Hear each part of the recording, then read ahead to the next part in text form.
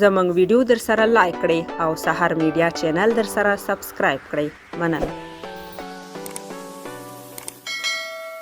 پاکستان کې افغان سفیر عاطف مشعل له خپلې دندې استعفا کړې ده. د کابل نیوز د راپور له مخې عاطف مشعل خپله استعفا پاڼه ولسمشر غني ته لیږلې چې هغه هم قبوله کړې ده. ویل کېږي په دې وروستیو کې د افغان سفیر عاطف مشعل اړیکې له پاکستاني چارواکو سره د ډیورنډ کرښې په اړه ناندریو او په پېښور کې د افغان مارکیټ ملکیت د افغانانو نه ګڼلو په سر اړیکې خرابې شوي دي چې له امله یې نوموړي له خپلې دندې استعفا ورکړه.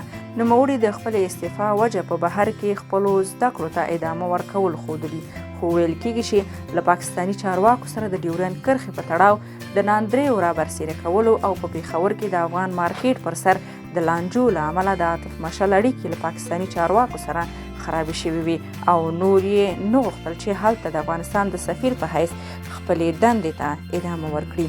نوموړي د افغان مارکیټ د ملکیت پر سر راپیدا شوو لانجو له امله د پاکستاني چارواکو په خلاف ټویټونه هم کړي وو چې له امله یې د ګڼو پاکستاني چارواکو سره اړیکې ترنګلې شوي وي او د افغان دولت ملاتړ یې هم له ځانه سره نه لاره. عاطف مشعل پر ډیورنډ کرښې د اغزن سیم له لګولو سره مخالفت څرګند کړی و او پر خپل ټویټر او فیسبوک پاڼه یې لیکلي و چې ډیورنډ کرښه هیڅکله د افغانانو جغرافیه او حقیقت سره نشي بدلولی.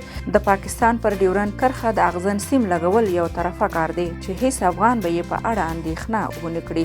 له دغو څرګندونو وروسته عاطف مشعل د پاکستان د استخباراتو او پوځ مرکز ته غوښتل شوی و چې نوموړی هم ورغلی و.